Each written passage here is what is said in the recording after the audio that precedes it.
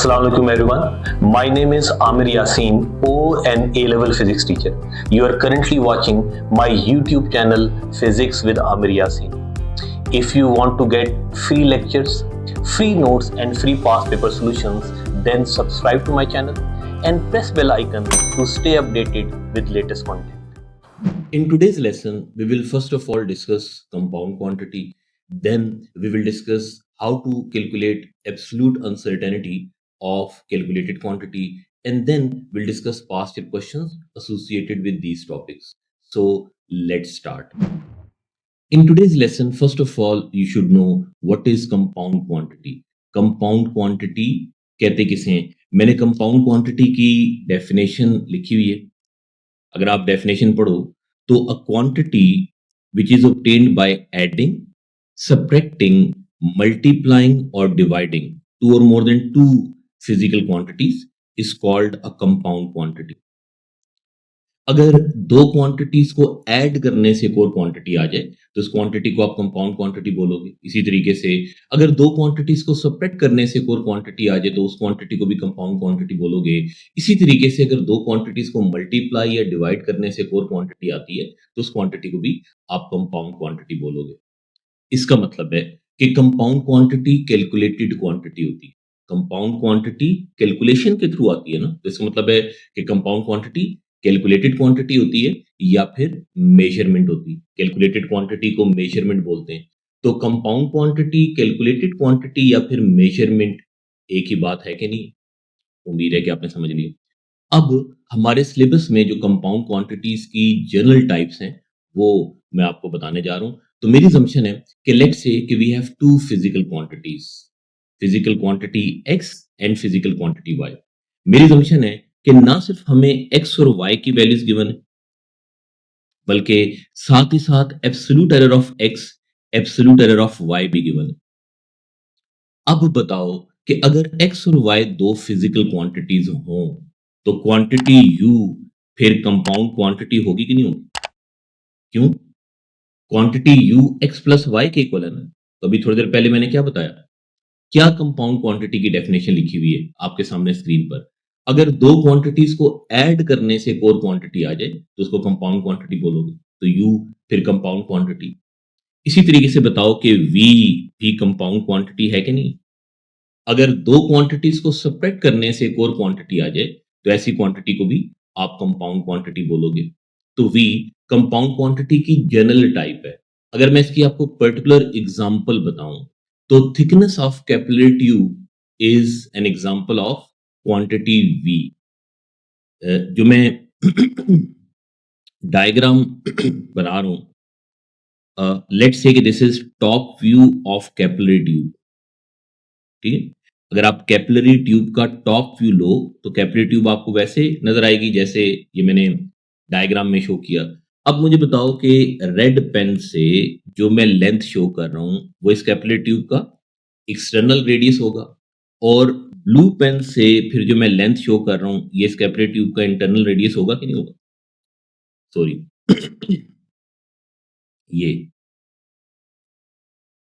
ये capillary tube का internal radius है ना, जो अब मैंने ब्लू पेन से शो किया. बताओ कि अगर मैंने इस कैपिलरी ट्यूब की थिकनेस फाइंड करनी हो तो कैपिलरी ट्यूब की थिकनेस फिर मैं ऐसे नहीं फाइंड करूंगा. एक्सटर्नल रेडियस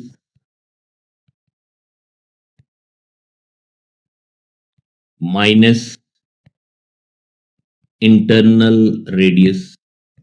बताओ अगर मैं एक्सटर्नल रेडियस में से इंटरनल रेडियस को माइनस कर दूं तो मेरे पास थिकनेस ऑफ कैपिलरी ट्यूब आ जाएगी. तो देखो दो फिजिकल क्वांटिटीज को सब्ट्रैक्ट करने से एक और क्वांटिटी आ गई तो उस क्वांटिटी को आप कंपाउंड क्वांटिटी बोलोगे. तो थिकनेस ऑफ कैपिलरी ट्यूब पहली बात कंपाउंड क्वांटिटी है और thickness of capillary tube second type को बिलोंग कर रही है. उम्मीद है कि आपने समझ लिया. इसी तरीके से जो मैंने थर्ड टाइप लिखी हुई है कंपाउंड क्वांटिटी की, L is equals to x into y. अगर दो क्वांटिटीज को मल्टीप्लाई करने से एक और क्वांटिटी आ जाए तो उस क्वांटिटी को भी आप कंपाउंड क्वांटिटी बोलोगे ना. फिर बताओ कि L भी कंपाउंड क्वांटिटी है कि नहीं. थर्ड टाइप की कोई पर्टिकुलर एग्जांपल आपके ज़हन में आती? फोर्स. बताओ कि mass into acceleration के इक्वल होती है कि नहीं होती? देखो, mass भी फिजिकल क्वांटिटी है, एक्सेलरेशन भी फिजिकल क्वांटिटी है। अगर दो फिजिकल क्वांटिटीज को मल्टीप्लाई करने से एक और क्वांटिटी आ जाए तो उस क्वांटिटी को कंपाउंड क्वांटिटी बोलोगे ना। तो फोर्स कंपाउंड क्वांटिटी है, पहली बात। दूसरी बात, फोर्स थर्ड टाइप को बिलोंग कर रही कि नहीं कर रही। इसी तरीके से चार्ज करंट इनटू टाइम के इक्वल होता है, तो चार्ज भी फिर कंपाउंड क्वांटिटी है, थर्ड टाइप को बिलोंग कर रहा है। इस तरीके से और भी बहुत सारी एग्जांपल हो सकती हैं। मिसाल के तौर पर potential difference current into time के इक्वल होता है। करंट और टाइम को मल्टीप्लाई करने से पोटेंशियल डिफरेंस आ रहा है, तो फिर पोटेंशियल डिफरेंस कंपाउंड क्वांटिटी है, थर्ड टाइप को बिलोंग कर रहा है। उसके बाद बताओ कि जो मैंने फोर्थ टाइप लिखी वो भी समझ में आ रही है। अगर दो क्वांटिटीज को डिवाइड करने से एक और क्वांटिटी आ जाए तो उस क्वांटिटी को भी आप कंपाउंड क्वांटिटी बोलोगे। फिर बताओ कि एम भी कंपाउंड क्वांटिटी है कि नहीं। फोर्थ टाइप की कोई पर्टिकुलर एग्जांपल ज़हन में आती कि दो क्वांटिटीज को डिवाइड करने से एक और क्वांटिटी आ जाए। For example density. बताओ कि मास ओवर वॉल्यूम के इक्वल होती है कि नहीं होती। हाँ, मास भी फिजिकल क्वांटिटी है, वॉल्यूम भी फिजिकल क्वांटिटी है। दो क्वांटिटीज को डिवाइड करने से एक और क्वांटिटी आ रही है, डेंसिटी। तो अगर दो क्वांटिटीज को डिवाइड करने से एक और क्वांटिटी आती हो तो उस क्वांटिटी को आप कंपाउंड क्वांटिटी बोलोगे। इसी तरीके से स्पीड डिस्टेंस और टाइम के इक्वल होती है, तो स्पीड भी फिर कंपाउंड क्वांटिटी है, फोर्थ टाइप को बिलोंग कर रही है। उम्मीद है कि आपने समझ लिया। उसके बाद जो मैंने फिफ्थ टाइप लिखी हुई है, इसको आपने बहुत अच्छी तरह सुनना और समझना है। P is equals to x raise to power n। X physical quantity है, n नंबर है।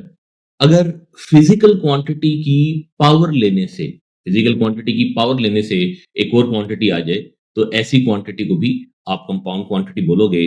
For example volume of cube shaped object. बताओ कि लेंथ पावर 3 के इक्वल होता है कि नहीं।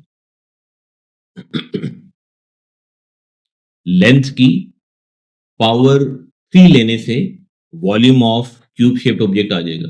तो अगर आप फिजिकल क्वांटिटी की पावर लेते हो, फिजिकल क्वांटिटी की पावर लेने से एक और क्वांटिटी आ जाए तो उस क्वांटिटी को भी आप कंपाउंड क्वांटिटी बोलोगे। तो फिर volume of cube shaped object भी कंपाउंड क्वांटिटी है, फिफ्थ टाइप को बिलोंग कर रहा है।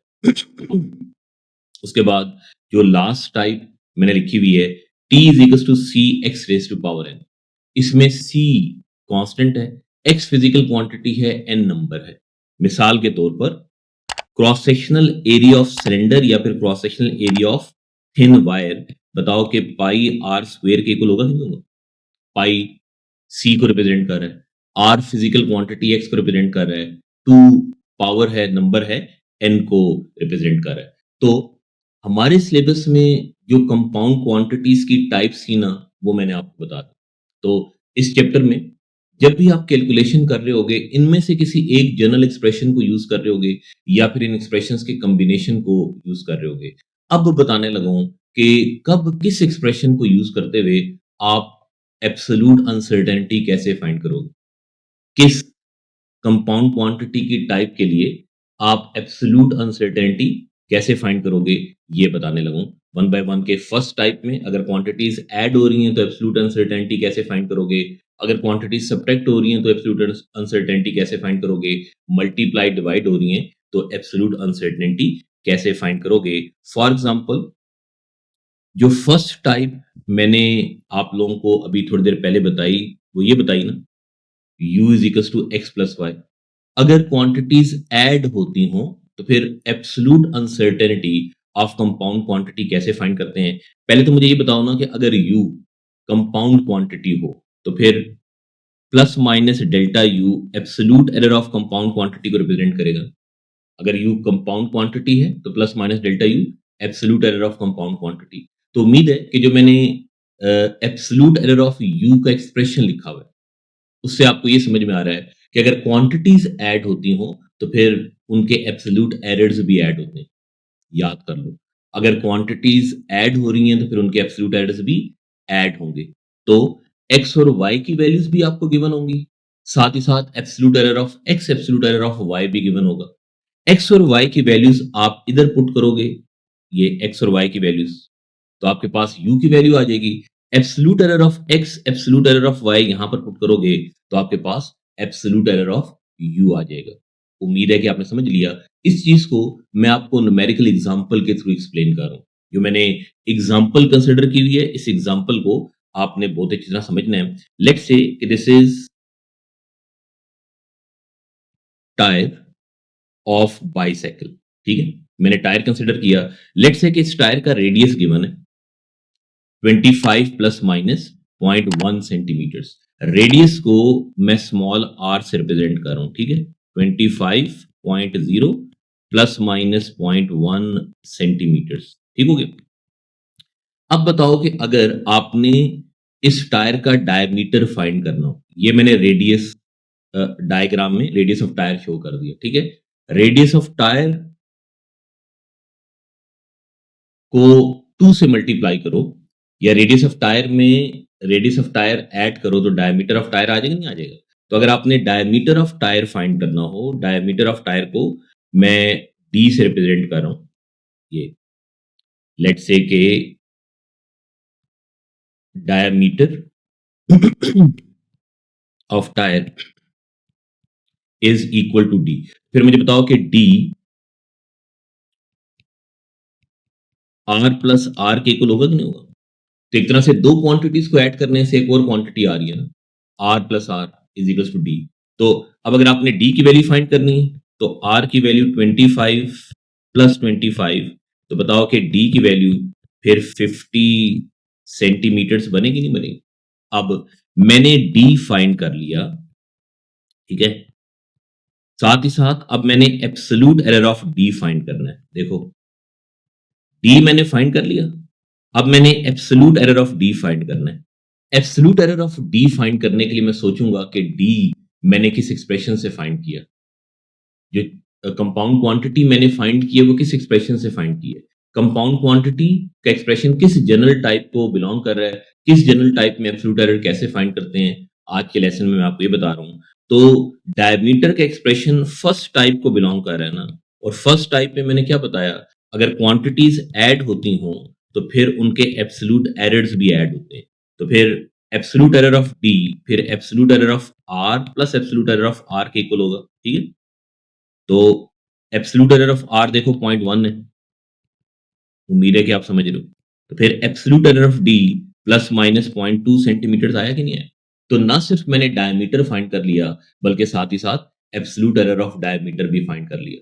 ना सिर्फ मैंने कैलकुलेटेड वैल्यू फाइंड कर ली, बल्कि साथ ही साथ absolute error of calculated value भी फाइंड कर ली।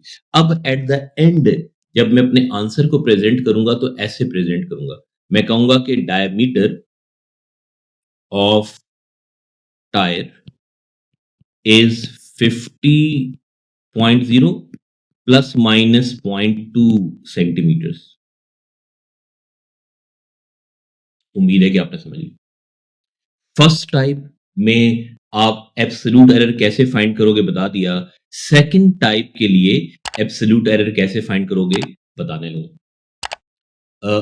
सेकंड टाइप मैंने क्या बताई थी, ये v is equals to x minus y. तो याद कर लो कि अगर क्वांटिटी सब्ट्रैक्ट भी होती हों तब भी उनके एब्सोल्यूट एरर्स ऐड ही होते हैं। अगर v कंपाउंड क्वांटिटी है तो plus minus delta v absolute error of compound quantity होगा कि नहीं होगा?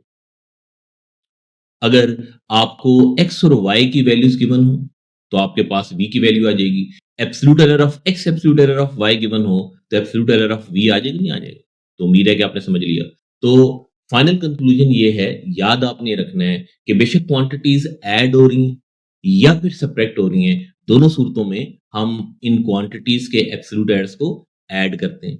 इस चीज की भी मैं आपको न्यूमेरिकल एग्जांपल दे रहा हूं। लेट्स से अगेन मैंने कार टायर को कंसिडर कर लिया। ठीक है, मैंने दो लाइंस शो की हुई हैं, एक ऑरेंज लाइन और दूसरी green line. Orange line external radius को रिप्रेजेंट कर रही है, एक्सटर्नल रेडियस को मैं आर ई से रिप्रेजेंट कर रहा हूं, और ग्रीन लाइन इंटरनल रेडियस को रिप्रेजेंट कर रही है, इंटरनल रेडियस को मैं आर आई से रिप्रेजेंट कर रहा हूं। तो ये मैंने बताया हुआ है। लेट्स से कि internal radius of tyre is 20.0 plus minus 0.1 centimeters, जबकि external radius of tire 25.0 plus minus 0.1 centimeters मैंने assume किया। तो आपको let's say कि internal radius की value भी given है, external radius की value भी given है, ठीक है। आपने thickness of tire find करनी है। बताओ कि अगर आपने thickness of tire find करनी हो तो ऐसे find करोगे ना, thickness को मैं T से रिप्रेजेंट कर रहा हूं, तो external radius minus internal radius, उम्मीद है कि आपने समझ ली। एक्सटर्नल रेडियस में से इंटरनल रेडियस को माइनस करोगे तो आपके पास थिकनेस आ जाएगी। तो एक्सटर्नल रेडियस की वैल्यू 25, इंटरनल रेडियस की वैल्यू 20, तो फिर मुझे बताओ कि थिकनेस 5 सेंटीमीटर्स के इक्वल आएगी कि नहीं आएगी। अब मैंने थिकनेस फाइंड कर ली टायर की, साथ ही साथ मैंने अब absolute error of thickness find करना है। Absolute error of thickness find करने के लिए मैं सोचूंगा कि थिकनेस मैंने किस एक्सप्रेशन से फाइंड की, थिकनेस का एक्सप्रेशन किस जनरल टाइप को बिलोंग कर रहा है, किस जनरल टाइप में एब्सोल्यूट एरर कैसे फाइंड करते हैं, आज के लेसन में मैं आपको ये बता रहा हूं। तो बताओ कि थिकनेस का एक्सप्रेशन सेकंड टाइप को बिलोंग कर रहा है कि नहीं कर रहा। जो मैंने जनरल टाइप्स आपको पिछले पेज पर कंपाउंड क्वांटिटीज की बताई हैं, तो थिकनेस का एक्सप्रेशन सेकंड टाइप को बिलोंग कर रहा है। सेकंड टाइप में absolute error of compound quantity कैसे फाइंड करते हैं, दोनों क्वांटिटीज के एब्सोल्यूट एरर्स को ऐड करके। तो एक्सटर्नल रेडियस और इंटरनल रेडियस के एब्सोल्यूट एरर्स को मैं ऐड कर दूंगा, थिकनेस का एब्सोल्यूट एरर आ जाएगा। उम्मीद है कि जो कुछ मैं लिख रहा हूं मेरी हैंडराइटिंग आपको समझ में आती होगी। ये absolute error of external radius ये रहा। Absolute error of external radius कितना है, 0.1। Absolute error of internal radius भी देखो 0.1 है कि नहीं।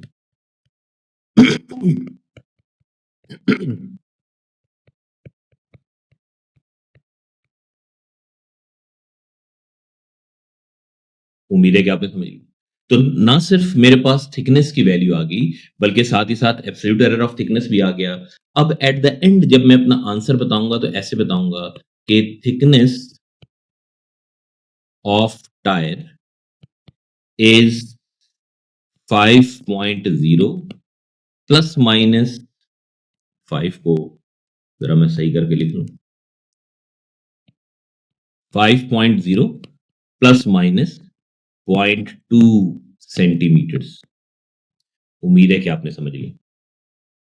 तो उम्मीद है कि आपने समझ लिया कि सेकंड टाइप में अगर आपने एब्सोल्यूट एरर फाइंड करना हो कैसे फाइंड करोगे। अब थर्ड टाइप एक्सप्लेन करने लगूं, इसको आपने बहुत अच्छी तरह समझना है। ये देखो थर्ड टाइप, एल बताओ कंपाउंड क्वांटिटी है कि नहीं। अगर दो क्वांटिटीज को मल्टीप्लाई करने से एक और क्वांटिटी आ जाए तो उस क्वांटिटी को भी कंपाउंड क्वांटिटी बोलते हैं ना। अब मेरी बात आपने गौर से सुननी है। याद आपने रखना है कि अगर क्वांटिटीज मल्टीप्लाई होती हो तो पहले हम कंपाउंड क्वांटिटी का फ्रैक्शनल एरर फाइंड करते हैं। याद है पिछले लेसन में मैंने बताया था कि एब्सोल्यूट एरर क्या होता है, फ्रैक्शनल एरर क्या होता है, परसेंटेज एरर क्या होता है। तो फिर मुझे बताओ कि ये delta L over L fractional error of L होगा कि नहीं होगा। तो ये मैं कह रहा हूं कि अगर क्वांटिटीज मल्टीप्लाई होती हों तो पहले आप fractional error of compound quantity find करोगे। और fractional error of compound quantity कैसे फाइंड करोगे, fractional error of x plus fractional error of y. X और वाई वो दो क्वांटिटीज थी ना जो मल्टीप्लाई हो रही थी, तो एक्स और वाई के फ्रैक्शनल एरर्स को ऐड कर लोगे, आपके पास फ्रैक्शनल एरर ऑफ एल आ जाएगा। फिर अगला स्टेप देखो, एक दफा आपके पास फ्रैक्शनल एरर ऑफ एल आ जाए तो एब्सोल्यूट एरर ऑफ एल फिर फाइंड करना कोई मुश्किल बात नहीं। क्या करोगे, नेक्स्ट स्टेप में एल को क्रॉस मल्टीप्लाई कर दोगे। एल को देखो मैंने क्रॉस मल्टीप्लाई कर दिया तो मेरे पास फिर एब्सोल्यूट एरर ऑफ एल आ जाएगी नहीं आ जाएगी एट द एंड। हाँ, ये बिल्कुल एंड पर ही मैंने फार्मूला लिखा है, एब्सोल्यूट एरर ऑफ एल का फार्मूला है कि नहीं। तो इस एक्सप्रेशन में एक्स और वाई की वैल्यूज पुट करूंगा, जिसमें मैंने ये देखो रेड एरो शो की है, पहला वाला एक्सप्रेशन। एक्स और वाई की वैल्यूज गिवन होंगी, एक्स और वाई की वैल्यूज पुट करूंगा, एल की वैल्यू आ जाएगी। फिर जो दूसरा मैंने रेड एरो शो किया हुआ है रेड बॉक्स में, एब्सोल्यूट एरर ऑफ एल का एक्सप्रेशन लिखा हुआ है, इस एक्सप्रेशन में absolute error of x absolute error of y को पुट करोगे तो आपके पास एब्सोल्यूट एरर ऑफ एल भी आ जाएगी नहीं आ जाएगी। तो एट द एंड ना सिर्फ आपके पास कैलकुलेटेड क्वांटिटी आ जाएगी बल्कि साथ ही साथ absolute error of calculated quantity भी आ जाएगा। इस चीज को भी मैं न्यूमेरिकल एग्जांपल के थ्रू एक्सप्लेन कर रहा हूं। आपने बहुत अच्छी तरह सुनना है, समझना है। देखो मैंने एग्जांपल क्या कंसिडर की हुई। लेट्स से कि current passing through conductor is 10.0 plus minus 1 ampere. Resistance of conductor is 20 plus minus 2 ओम। तो ना सिर्फ करंट गिवन है कंडक्टर की, बल्कि साथ ही साथ रेजिस्टेंस भी गिवन है। अब अगर आपने potential difference across conductor find करना हो, तो बताओ कि पोटेंशियल डिफरेंस अक्रॉस कंडक्टर ऐसे फाइंड किया जा सकता है, V is equal to I R से। करंट को मैं लेटर I से रिप्रेजेंट कर रहा हूं, रेजिस्टेंस को R से। तो फिर करंट की वैल्यू 10 है, रेजिस्टेंस की वैल्यू 20 है। तो बताओ कि पोटेंशियल डिफरेंस अक्रॉस कंडक्टर 200 ओम आएगा कि नहीं, सॉरी 200 वोल्ट आएगा कि नहीं आएगा? ठीक है। तो मैंने potential difference across conductor find कर लिया। अब मैंने absolute error of potential difference find करना है। Absolute error of potential difference find करने के लिए मैं सोचूंगा कि पोटेंशियल डिफरेंस मैंने किस एक्सप्रेशन से फाइंड किया। पोटेंशियल डिफरेंस का एक्सप्रेशन किस जनरल टाइप को बिलोंग कर रहा है?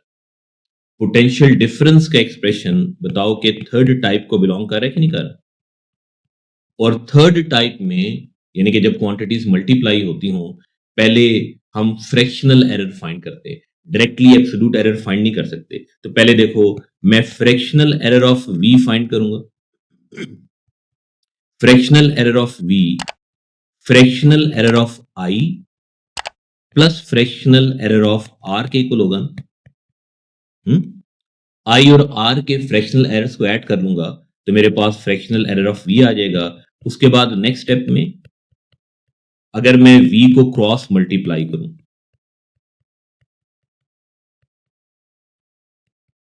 सही है, तो मेरे पास फिर एब्सोल्यूट एरर ऑफ V का एक्सप्रेशन आ गया कि नहीं आ गया?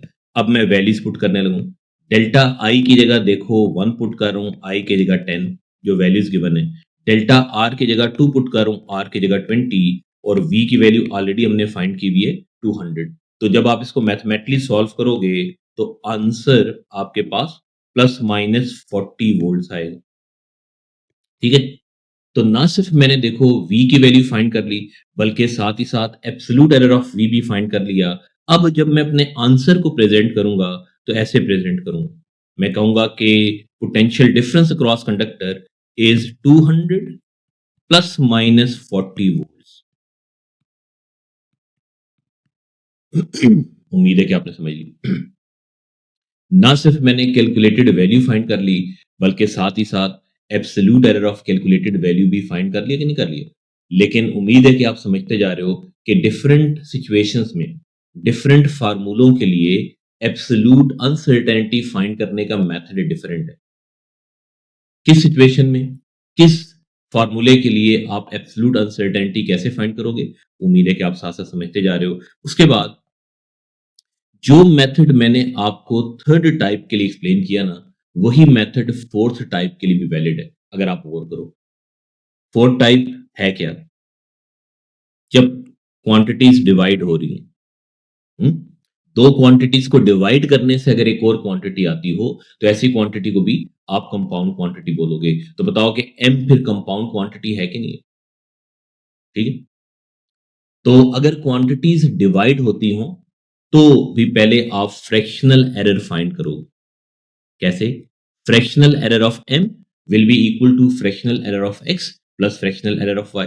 एक दफा आपके पास M का फ्रैक्शनल एरर आ जाए, फिर absolute error of M find करना कोई मुश्किल बात नहीं।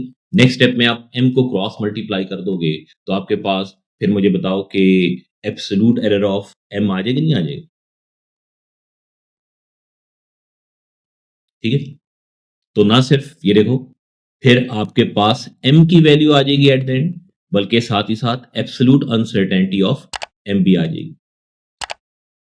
ये जो फोर्थ टाइप है, इसको भी मैं न्यूमेरिकल एग्जांपल के थ्रू एक्सप्लेन कर रहा हूं। उम्मीद है कि आप मेरी बात गौर से सुनोगे, समझोगे। लेट्स से कि current passing through conductor is given, potential difference across conductor is given.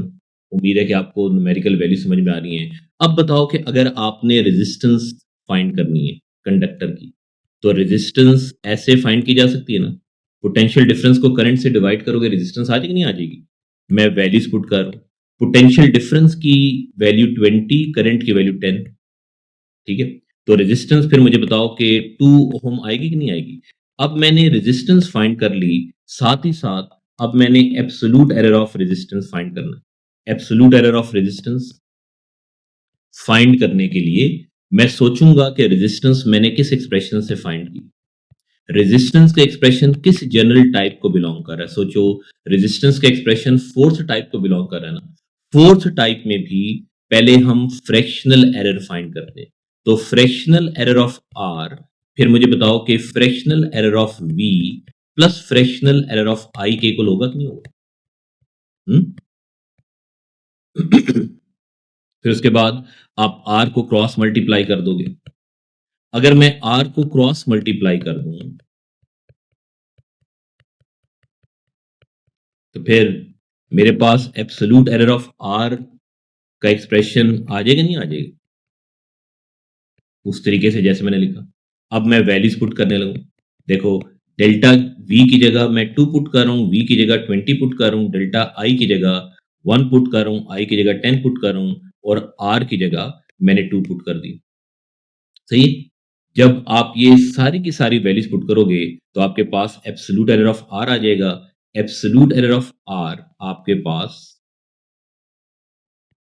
Plus minus 0.4 ohm आएगा। ठीक है? तो ना सिर्फ मैंने देखो आर की वैल्यू फाइंड कर ली,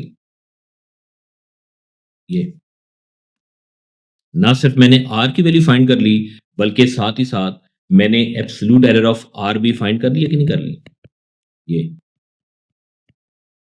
ये एब्सोल्यूट एरर ऑफ आर है ना। ठीक है? अब देखना, जब मैं अपने आंसर को प्रेजेंट करूंगा तो कैसे प्रेजेंट करूंगा? मेरी बात गौर से सुनना बच्चों, बड़ी इंपॉर्टेंट बात मैं बताने लगूं। आर की वैल्यू 2 आई है और जो उसका एब्सोल्यूट एरर आया है वो 0.4 ओहम आया है। ठीक है? ऐसे। तो मैंने ना सिर्फ आर की वैल्यू फाइंड कर ली, बल्कि साथ ही साथ एब्सोल्यूट एरर ऑफ आर भी फाइंड कर लिया। जो मैंने न्यूमेरिकल वैल्यूज फाइंड की बिल्कुल सही फाइंड की, लेकिन जो बिल्कुल एंड पर मैंने आंसर लिखा हुआ है ना, ये आंसर एक्सेप्टेबल नहीं है। या फिर मैं ये कहने लगा हूं कि जो प्रेजेंटेशन है ना वो एक्सेप्टेबल नहीं है। एक्सेप्टेबल प्रेजेंटेशन क्या होगी? याद आपने रखना है कि जो एब्सोल्यूट एरर है उसको हम हमेशा वन सिग्निफिकेंट फिगर्स में लिखते हैं। अगर absolute error already one significant figures में लिखा हुआ नहीं है तो आप एब्सोल्यूट एरर को पहले वन सिग्निफिकेंट फिगर्स में राउंड करोगे। एब्सोल्यूट एरर को वन सिग्निफिकेंट फिगर्स में लिखने के बाद देखोगे कि एब्सोल्यूट एरर के कितने डेसिमल प्लेसेस बने। जितने डेसिमल प्लेसेस एब्सोल्यूट एरर के बन रहे होंगे उतने ही डेसिमल प्लेसेस फिर आप कैलकुलेटेड वैल्यू के भी रखोगे। मिसाल के तौर पर यहां पर बताओ कि absolute error already one significant figures में लिखा हुआ है कि नहीं लिखा हुआ? फिर एब्सोल्यूट एरर के कितने डेसिमल प्लेसेस बन रहे हैं? 1। क्योंकि एब्सोल्यूट एरर के 1 डेसिमल प्लेसेस बन रहे हैं तो कैलकुलेटेड वैल्यू को भी आप 1 डेसिमल प्लेस में ही लिखोगे, यानी कि ऐसे लिखोगे 2.0 प्लस माइनस 0.4 हो। तो ऐसे आंसर बताओगे तो आपकी प्रेजेंटेशन एक्सेप्टेबल होगी, अदरवाइज आपकी प्रेजेंटेशन एक्सेप्टेबल नहीं होगी। उम्मीद है कि आपने समझ ली। उम्मीद है कि आपने फोर्थ टाइप को समझ लिया कि फोर्थ टाइप में अगर आपने एब्सोल्यूट एरर फाइंड करना हो कैसे फाइंड करोगे।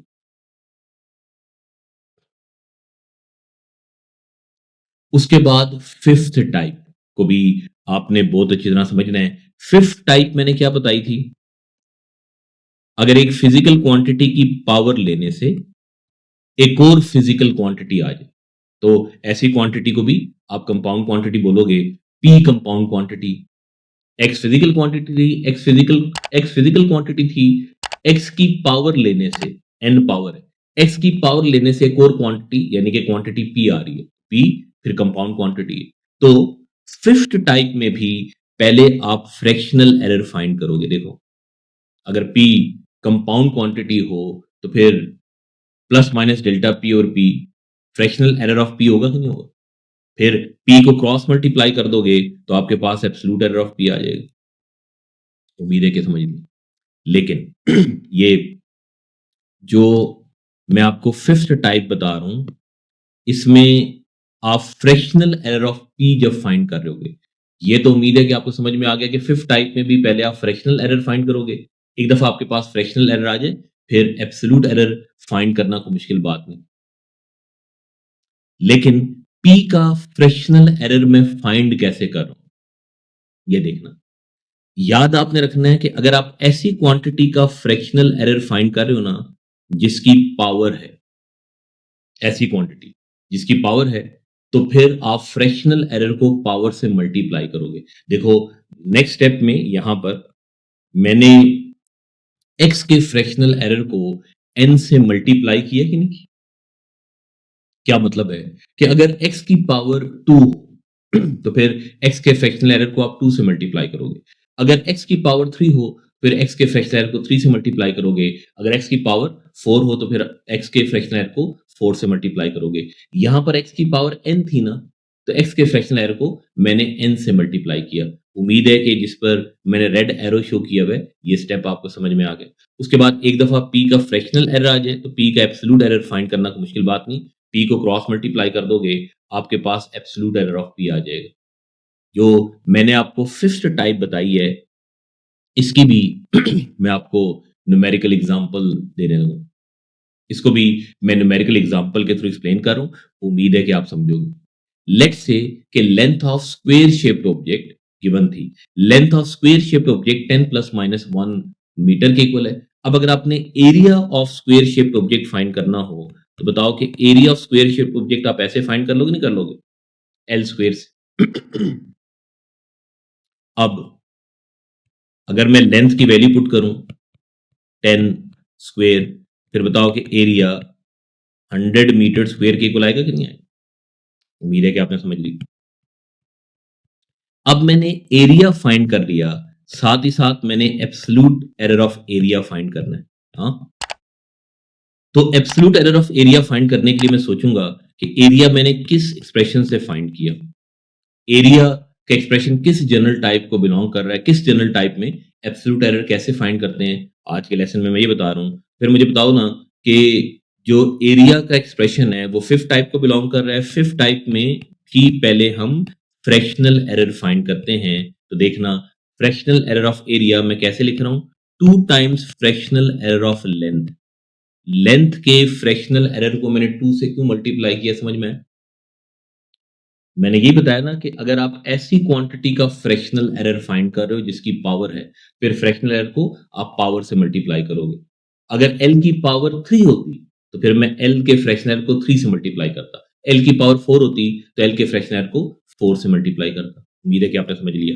अब उसके बाद नेक्स्ट स्टेप में अगर मैं एरिया को क्रॉस मल्टीप्लाई करूं, तो एक्सप्रेशन उस तरह बनेगा जैसे मैंने लिखा। उसके बाद डेल्टा एल की जगह उसकी वैल्यू देखो मैं पुट कर, डेल्टा एल 1 के इक्वल है, एल 10 के इक्वल है, एरिया हमने ऑलरेडी फाइंड कर लिया 100। फिर मुझे बताओ कि जब मैं इसको मैथमेटिकली सॉल्व करूंगा, answer plus minus 20 metre square बनेगा नहीं बनेगा? तो ना सिर्फ ये देखो मैंने एरिया फाइंड कर लिया, बल्कि साथ ही साथ एब्सोल्यूट एरर ऑफ एरिया भी फाइंड कर लिया कि नहीं कर लिया?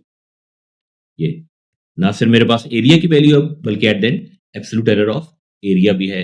अब जब मैं एट द एंड अपने आंसर को प्रेजेंट करूंगा, तो ऐसे प्रेजेंट करूंगा कि area is 100 plus minus 20 metre square. ना सिर्फ मैंने कैलकुलेटेड वैल्यू फाइंड कर ली, बल्कि साथ ही साथ absolute error of calculated value भी फाइंड कर लिया। उम्मीद है कि आपने समझ ली। फिर जो मेथड मैंने आपको फिफ्थ टाइप में बताया है एब्सोल्यूट एरर फाइंड करने का एट द एंड, वही मेथड अब मैं आपको सिक्स्थ टाइप में बताने लगूं। लेकिन सिक्स्थ टाइप थी क्या? c is equals to x raise to power n। इसमें c कांस्टेंट है, x फिजिकल क्वांटिटी है, n नंबर है। अगेन, पहले आप fractional error of t find करोगे। देखो, याद आपने रखना है कि फ्रैक्शनल एरर फाइंड करते वक्त हम कांस्टेंट्स को इग्नोर कर देते। फ्रैक्शनल एरर फाइंड करते वक्त, न्यूमेरिकल वैल्यूज पुट करते वक्त हम कांस्टेंट्स को इग्नोर नहीं करते। फ्रैक्शनल एरर फाइंड करते वक्त हम कॉन्स्टेंट्स को इग्नोर कर देते हैं। तो सी कांस्टेंट था ना, तो देखो मैंने सी को इग्नोर कर दिया। नेक्स्ट स्टेप में आपको सी लिखा हुआ नजर नहीं आ रहा, और फिर एक्स के फ्रैक्शनल एरर को मैंने एन से क्यों मल्टीप्लाई किया है, उम्मीद है कि आपने समझ लिया। बार बार कह रहा हूं, अगर आप ऐसी क्वांटिटी का फ्रैक्शनल एरर फाइंड कर रहे हो जिसकी पावर है, फिर फ्रैक्शनल एरर को पावर से मल्टीप्लाई करोगे। उसके बाद फिर आप टी को क्रॉस मल्टीप्लाई कर दोगे तो आपके पास एब्सोल्यूट एरर ऑफ टी आ जाएगा, ये ठीक है।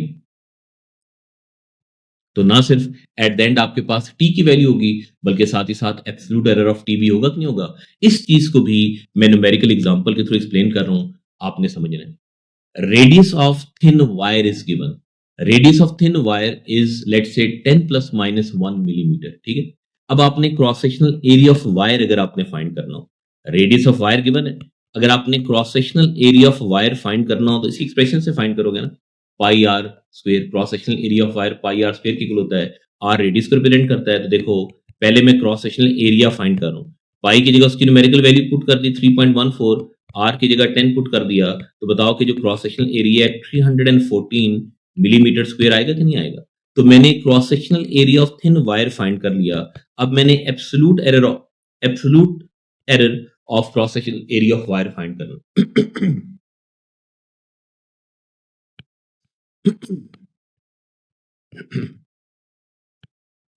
Absolute error of cross sectional area find करने के लिए पहले मैं ये सोचूंगा कि क्रॉस सेक्शनल एरिया मैंने किस एक्सप्रेशन से फाइंड किया।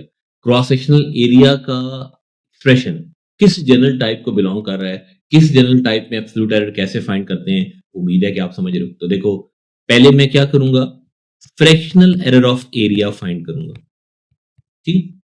उसके बाद पाई क्योंकि कांस्टेंट है, नंबर है, फ्रैक्शनल एरर फाइंड करते वक्त हम कांस्टेंट्स या फिर नंबर्स को इग्नोर कर देते हैं, तो पाई को मैं इग्नोर कर दूंगा। उसके बाद आर के फ्रैक्शनल एरर को मैं 2 से क्यों मल्टीप्लाई कर रहा हूं, उम्मीद है कि आपने समझ लिया। आर की पावर 2 थी ना, इस वजह से आर के फ्रैक्शनल एरर को मैंने 2 से मल्टीप्लाई कर दिया। नेक्स्ट स्टेप में अगर मैं क्रॉस सेक्शनल एरिया को मल्टीप्लाई कर दूं, तो मेरे पास absolute error of cross sectional area आ जाएगा नहीं आ जाएगा। अब मैं वैल्यूज पुट कर रहा हूं, डेल्टा आर की जगह देखो मैंने 1 पुट कर दिया, आर की जगह 10 पुट कर दिया। क्रॉस सेक्शनल एरिया की वैल्यू ऑलरेडी हमारे पास थी 314। तो फिर मुझे बताओ कि मेरे पास एब्सोल्यूट एरर ऑफ एरिया भी आ जाएगा नहीं आ जाएगा, वो 62.8 मिलीमीटर स्क्वायर आएगा। उम्मीद है कि आपने समझ लिया। तो आज के लेसन में फिर मैंने आपको ये बताया कि अगर आपने किसी भी कैलकुलेटेड वैल्यू का एब्सोल्यूट एरर फाइंड करना हो कैसे फाइंड करोगे, उम्मीद है कि आपने समझ लिया। नेक्स्ट लेसन में फिर मैं आपको बताता हूं कि इस टॉपिक के ऊपर एग्जामिनर क्वेश्चंस देता कैसे, उन क्वेश्चंस को आप कैसे अटेम्प्ट करोगे।